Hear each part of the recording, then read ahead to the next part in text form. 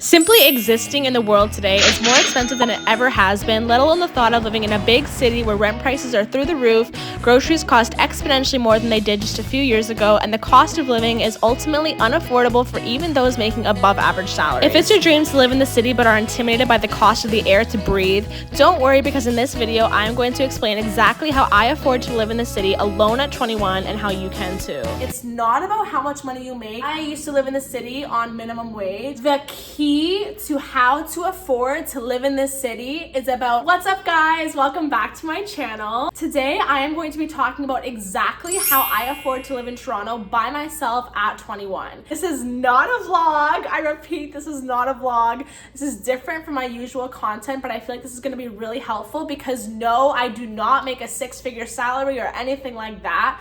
I first started living in Toronto on minimum wage. I'm going to be going over 4 main expense categories that are ultimately going to determine how you can afford to live in the city based on how much money you make. So let's get right into it. The first thing I am going to talk about is rent, which is basically the biggest topic in how to afford Toronto is the rent. We all know Toronto is known for having ridiculously high and unaffordable rent prices. Even in recessions, rent is still very hard to afford, especially in the downtown core parts of the city. There's basically an unwritten rule, you might have heard of it before, saying that whatever your monthly income is, you should not be spending more than 1/3 of that on your monthly rent payment. So, for example, if you make $5,000 a month at whatever job you're doing, this means technically to be in a healthy financial situation in terms of your rent payments, you should not be paying more than $1,650 a month in rent. That is your monthly budget for your rent payment. In some places, people actually say that you shouldn't spend more than 1/4 of your monthly income on rent, but let's be realistic, in Toronto, that is very hard to achieve unless you're significantly compromising your living situation, which not everyone really wants to do. Like, we only want to compromise so much. We do want to be a little bit happy, you know. So the first step to set yourself up for financial success living in the city is to make sure that you are not paying more than 1/3 of your monthly income towards your rent payment. I do understand that this is Toronto, and like I just said, rent prices are extremely high, especially if you want to live alone.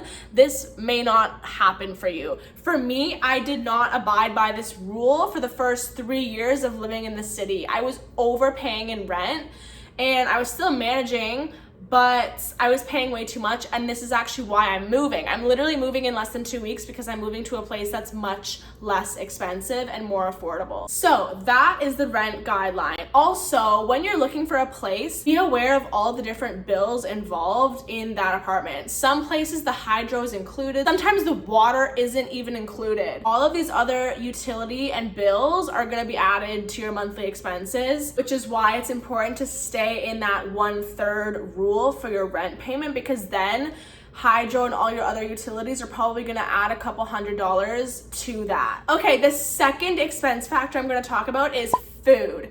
Food, I think, is definitely the next biggest expense for yourself compared to rent every month. Groceries, takeout, going out to eat, whatever it is, it all costs more than I think it ever has. However, after living here for 4 years and trying meal prep services and buying a lot of groceries and doing different things, I have pretty much confidently realized that it is still the most affordable option to buy groceries and buy ingredients and whole foods and cook yourself. The grocery store you shop at is also very important. Shopping at Metro or Walmart is gonna save you a lot more money than shopping at Loblaws or Whole Foods all the time. Also, a pro tip is to get produce and things like that in Chinatown and Koreatown.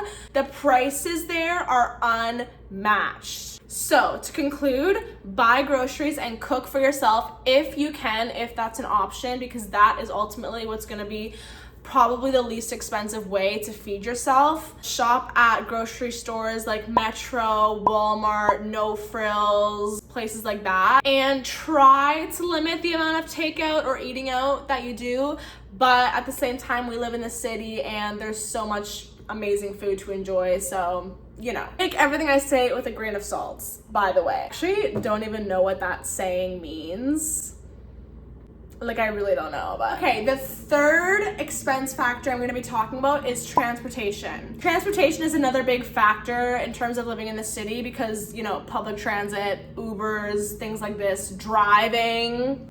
In my opinion, if you live in a core part of the city or downtown, unless you commute like far for your work, you shouldn't really need a car. Having a car is a huge expense in Toronto. Parking here is literally gonna run your wallet dry. Then of course you have all your other expenses that relate to your car, like insurance, gas, all of that other stuff. But parking is the big thing in the city that is so expensive. So if you can afford to not have a car, honestly, public transportation is a better option. Also, if you work for a corporate company, some companies will give their employees a certain like budget or allowance or money specifically to use towards transportation. A lot of companies will reimburse employees for taking transit. So if you're looking for the most affordable way to tackle the transportation in the city, it would be to take public transit like buses or subways. It does help to then live closer to a subway line. However, that is also going to increase your rent, which goes back to my first topic. Okay, this brings me to my fourth and last expense factor, which is lifestyle. This is the most fun one. Lifestyle. If you're looking to move to Toronto or if you already live here,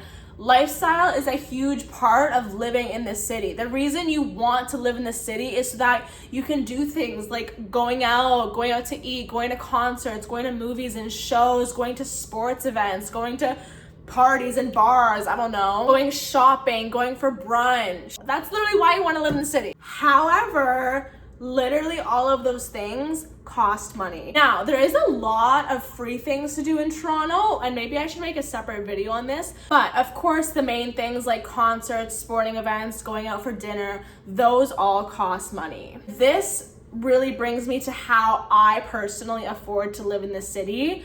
Because quite honestly, I do not spend a lot of money on entertainment and lifestyle. Let me explain and get more into this. The key to how to afford to live in this city is about budgeting and compromise. So I'm gonna use myself as a personal example. In terms of lifestyle expenses and budgeting, the thing that I choose to spend my money on is my iced lattes. If you see my videos, you know I buy an iced latte almost every day. And yes, I spend $7, $8, $9 on that iced latte. That is my spending pleasure. That is what I choose to spend my money on. Some people would rather spend that going out to eat once a week or grabbing drinks with their friends every Friday or buying a new dress or buying new Lululemon clothes or Aritzia clothes every week or every other week. Everyone is gonna have a different thing that they wanna put their spending money towards, and that's okay, but you can't have it all. You can't decide that you wanna have a $300 a month Pilates membership and you want to buy a new workout set every week and you wanna go see a concert twice a month and you wanna eat out so-and-so. Like, you can't have it all. You have to choose. Or maybe you want a little bit of everything. Maybe you have a little, like a small retail budget each month. Maybe you have a small going out to eat budget each month. Maybe you have a small percentage for those iced lattes. However way you want to organize it, you just need to know how much spending money you have per month, know where you're spending it and when you're spending it in order to stay on top of that and not just spend aimlessly and spend more than you realize you can afford. I think a lot of people in this city, probably almost everyone, has been in times of financial stress or feeling or being broke.